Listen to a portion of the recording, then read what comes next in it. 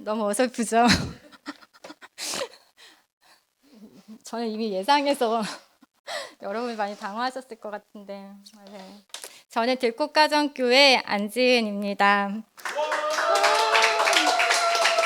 아, 여러분의 얼굴이 너무 반가워야 되는데 여러분의 얼굴이 너무 부담스러워. 너무 부담스럽고 진지한 기도 중에 너무 웃겨드려서 좀 죄송합니다. 네, 먼저 좀 밑밥을 깔겠습니다. 이 자리가 저한테는 굉장히 부담스러운 자리거든요. 그래서 청심환도 이미 하나를 먹었는데 전혀 지금 효과가 안 나서 매우 불안합니다. 예, 거기에다가 설교 준비를 좀 미루다가 이틀 전부터 준비를 했어요. 이제 어젯밤에 이제 최종 설교안을 남편한테 보여줬는데 남편의 평가가 너무 글 같다. 어쨌든 언어로 전달을 해야 되는데 너무 글을 읽는 것 같다. 그래서 약간 1차 멘붕이 왔고요. 그래서 급하게 좀 나름 손을 봤는데 메시지 전달이 좀 매끄럽지 않을 수도 있습니다. 그냥 오디오북을 듣는다 생각하시고 네, 부디 저를 좀 이런저런 좀 긍휼히 여겨주셔서 열린 귀와 너그러운 마음으로 들어주시기를 미리 부탁드립니다. 징징 타임 끝. 네. 네, 여러분도 알다시피 최근 목자그룹은 분별의 시간을 가졌습니다. 그 시간 중에 저에게 묵직하게 다가온 말씀을 함께 나누려고 합니다. 말씀은 요한복음 8장 1절과 32절입니다. 함께 읽겠습니다. 그러므로 예수께서 자기를 믿은 유대인들에게 이르시되 너희가 내 말에 거하면 참 내 제자가 되고 진리를 알지니 진리가 너희를 자유케 하리라. 네, 이 말씀은 우리에게 매우 익숙한 말씀이죠. 동시에 여전히 심오하고 신비하며 깊은 의미를 지닌 구절입니다. 이 구절을 선택하고 준비하는 과정에 혹여 말씀이 저의 좁은 시각과 좀 경험에 갇히지는 않을까, 좀 저의 제한된 언어로 이 말씀을 충분하게 나눌 수 있을지에 대한 두려움도 주저함, 부담이 있었습니다.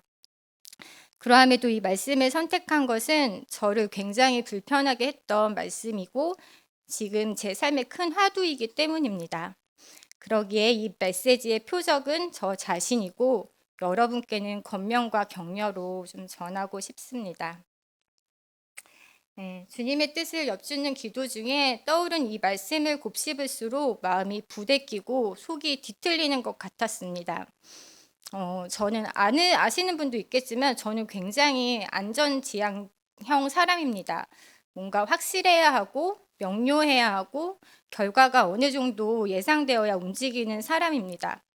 의심이 들면 확신이 들 때까지, 흐릿하면 선명해질 때까지, 원인과 결과를 명확하게 규정할 수 있을 때까지, 위험을 감당할 수 있을 때까지, 아니면 위험을 감수할 각오가 생길 때까지, 충분히 준비가 될 때까지 움직이지 않고 뛰어들지 않는 저의 내면을 이 말씀이 관통하고 있었습니다. 자, 퀴즈 타임입니다, 여러분. 오늘 말씀에 중요한 두 가지의 단어가 있습니다. 무엇일까요? 진리와 자유. 네, 맞습니다. 칭찬을 드리도록 하겠습니다. 네, 진리와 자유입니다. 진리는 사전적으로는 변하지 않는 절대적인 이치 혹은 도리이고, 자유는 건강한 통제 안에서 매이지 않는 상태를 말합니다. 그렇다면 우리에게 진리는 무엇입니까? 다 아시겠지만 바로 예수 그리스도입니다. 예수님이 진리시고 그 진리가 우리를 자유하게 한다는 것입니다. 진리가 어떻게 자유를 준다는 것일까요? 먼저 그것을 보기 전에 먼저 우리의 현실을 들여다보려고 합니다. 세상살이를 한번 봅시다. 세상은 우리에게 안전한 것과 확실한 것을 요구하고 부추깁니다. 돈이든 시간이든 관계든 최소 본전 그 이상을 뽑아야 하고 손해와 실패는 우리의 목표점이 될 수 없습니다. 누군가의 성공은 나를 안전한 성공으로 이끄는 이정표가 되고 새로운 시도에 대한 제안은 결과를 예측하는 도중에 걱정과 염려를 껴안고 사라집니다. 자기관리, 자기개발, 상중하로 정해진 등급, 그다음에 신체적, 정서적 건강 척도, 나의 잘남과 못남을 확인시켜주는 다양한 기준과 틀, 그 속에서 느끼는 열등감과 열등감보다 더 미묘하고 은밀한 우월감, 그 세상 안에서의 규정되어지는 인생으로 우리를 가둡니다. 세상살이만 그럴까요? 우리의 신앙은 어떻습니까? 일정 금액의 정기적인 헌금, 공적 예배 출석, 규칙적인 말씀 묵상과 기도, 1인 1봉사, 세미나 참석, 구제활동 등이 나의 신앙을 관리하는 수단이 되어서 신앙의 척도가 되어버린 것들 안에서 안도와 안전을 느끼고 있진 않습니까? 이런 것들을 부정하는 것은 아닙니다. 다만 하나님을 더 깊이 신앙하기 위한 장치이자 하나님을 향한 신앙 고백이어야 하지 우리의 신앙을 관리하는 수단으로 삼아서는 안 된다고 생각합니다. 세상에도 사람을 이롭게 할 만한 아주 다채롭고 유익한 장치들이 많다고 생각합니다. 제가 이야기하고 싶은 지점은 그 장치의 문제가 아니라 거기에 갇히고 매이는 부자유함에 대한 것입니다. 교회는 또 어떻습니까? 교회의 획일화와 규범화, 실험과 도전이 적은 구조 속에서 진리는 진리대로, 자유는 자유대로 분리되어 있는 것 같기도 합니다. 이번엔 진리와 자유를 들여다보려고 합니다. 진리이신 예수님은 누구인가요? 예수님은 이미 우리를 죄에서 해방시키셨고 하나님 나라의 복음을 선포하셨습니다. 마음이 상한 자를 고치고 포로된 자에게 자유를, 갇히고 눌린 자에게 노임을, 눈먼 자를 다시 보게 하셨습니다. 그 하나님 나라로 우리를 이미 초대하셨습니다. 자유는 무엇입니까? 방종이나 무질서가 아닙니다. 자유는 매여 있는 것, 집착하는 것을 무시하거나 제거해서 얻는 것이 아니라고 생각합니다. 되려 자유는 그 모든 조건과 결과를 수용할 수 있는 힘에서 비롯된다고 생각합니다. 비천에도 처할 줄 알고 부유에도 처할 줄 아는 일체의 비결을 배웠다는 바울의 고백이 진정한 자유한 자의 고백일 것입니다.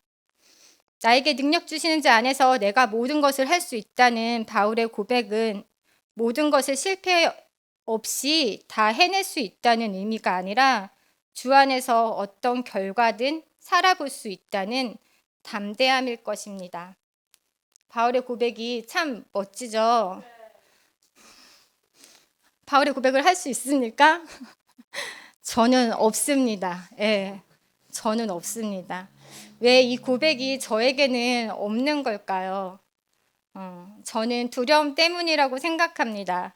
실패, 다름, 갈등, 결과에 따른 책임, 감정, 불확실성, 그리고 내가 쌓아온 경계가 무너지는 것에 대한 두려움.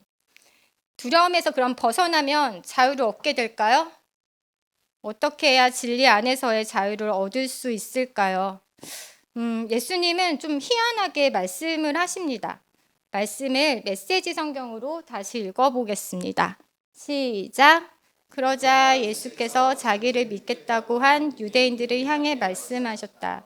너희가 내 말을 붙들고 내 말대로 살아가면 너희는 진정한 내 제자가 된다. 그러면 너희는 진리를 직접 경험하게 될 것이고 진리가 너희를 자유롭게 할 것이다. 저는 이 말씀을 묵상하면서 좀 낯설고 헷갈렸습니다. 예수님의 말씀의 선후관계 때문입니다.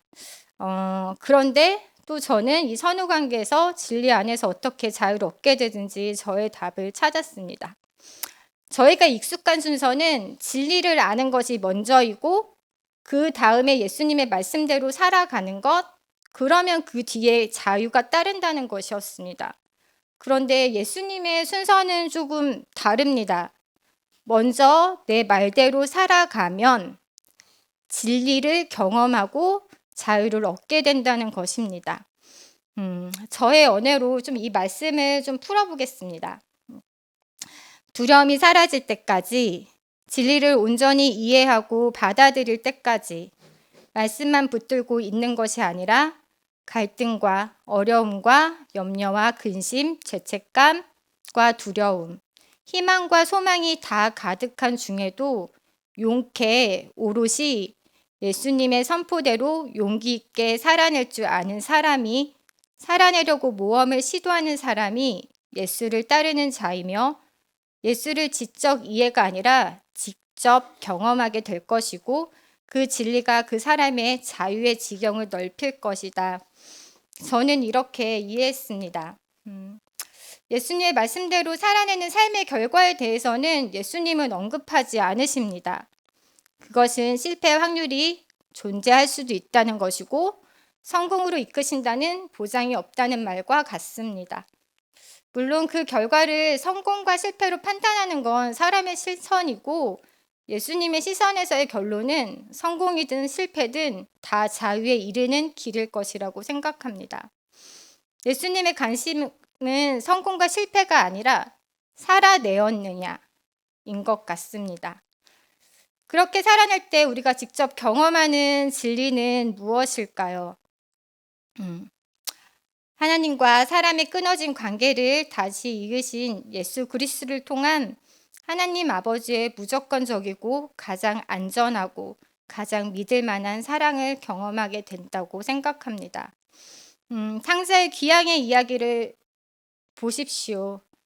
무모하고 호기롭게 자신의 인생을 찾아 자신의 집과 아버지를 떠났던 탕자가 결국 얻은 것이 무엇입니까? 자신의 영원한 집과 아버지입니다. 실패와 패배와 무너진 영혼을 가지고 돌아갈 수 있는 유일한 곳과 떠날 때와 같은 자리에서 변하지 않는 마음으로 기다리고 있는 아버지를 얻게 됩니다. 탕자에게 그 아버지는 자신이 떠나기 전에 아버지와는 전혀 새로운 존재로 관계하게 되었을 것입니다. 아버지 입장에서는 떠난 후 돌아온 탕자의 존재는 같습니다. 여전히 나의 사랑하는 아들. 이 진리는 우리가 모르고 있는 것이 아닙니다. 우리는 이미 충분히 알고 있습니다. 그럼에도 우리가 이 진리 안에서 자유를 누리고 있지 못하다면 우리의 몸, 우리의 삶의 경험이 없기 때문일지도 모릅니다. 진리와 자유는 어떻게 경험할 수 있을까요? 자유와 훈련은 어울리지 않는 말 같지만 저는 자유에도 훈련과 연습이 필요하다고 생각합니다.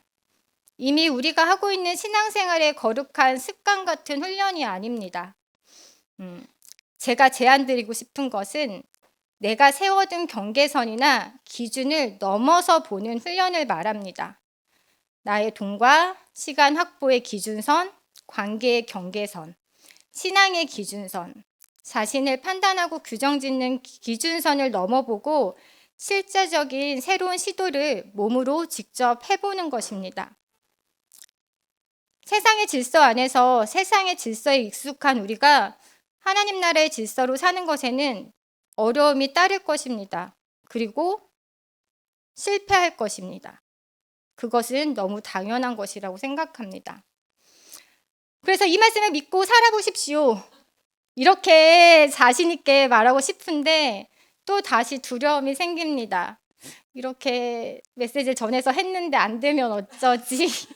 질리고 자유고 뭐고 더 힘들어지고 있는 것마저 다 잃으면 어쩌지?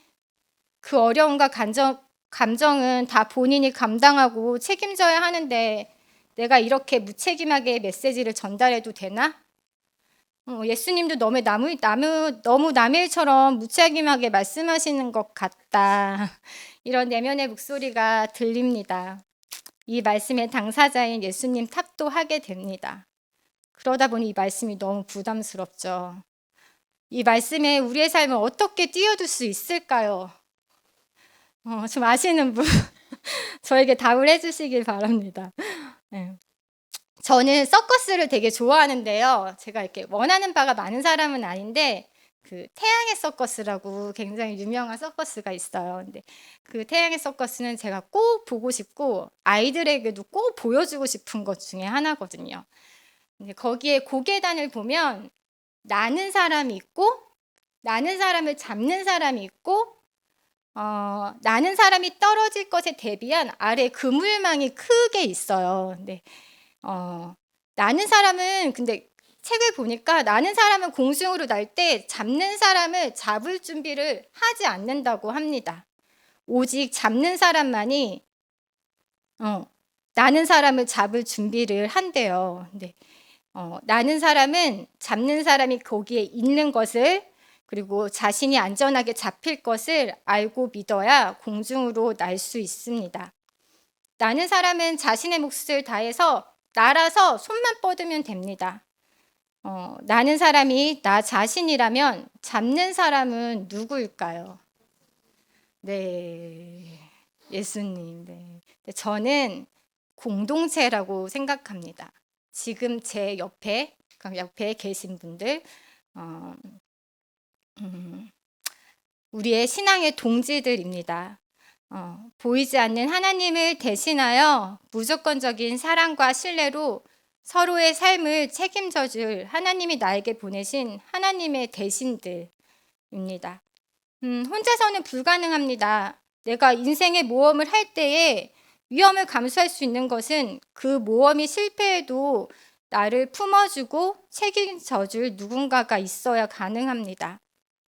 처음에는 나는 동작과 잡는 동작이 계속 어긋나서 떨어질 수도 있습니다. 거기에 충분히 익숙하고 능숙해도 떨어질 수 있습니다.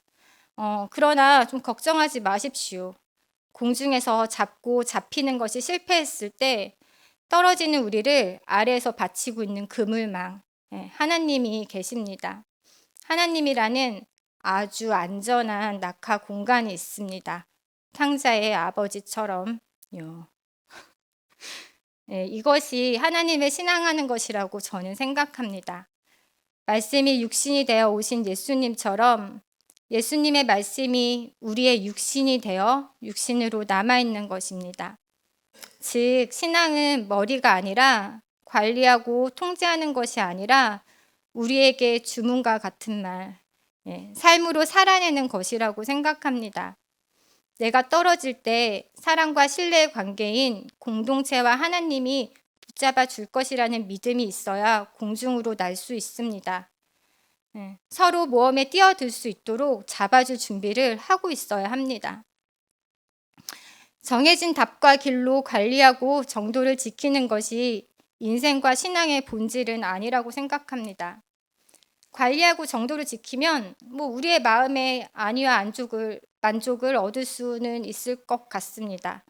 그러나 생명력과 추월의 능력을 잃어버린 무력한 관습의 장애에 머물러 있는 것만으로는 우리가 진리와 자유를 경험할 수 없다고 예수님은 말씀하시는 것 같습니다. 그저 그 원리를 우리가 지금은 알고 있을 뿐이죠. 경험한 것이 아니라. 하나님이 우리에게 원하시는 건 예수님의 말씀을 붙잡고 삶 속으로 나아가는 것입니다. 몸으로 움직이는 것, 두렵지만 모험을 시도해 보십시오. 두렵습니까? 그럼 아주 작은 시도부터 해보십시오. 떨어질 때 나를 붙잡는 무조건적인 사랑과 변함없는 신뢰의 관계에 대한 참 진리를 경험하게 될 것입니다.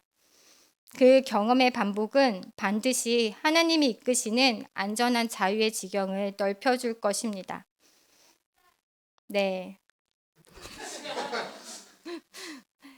여러분에게 질문을 던짐으로 이 나눔을 마치고 싶습니다.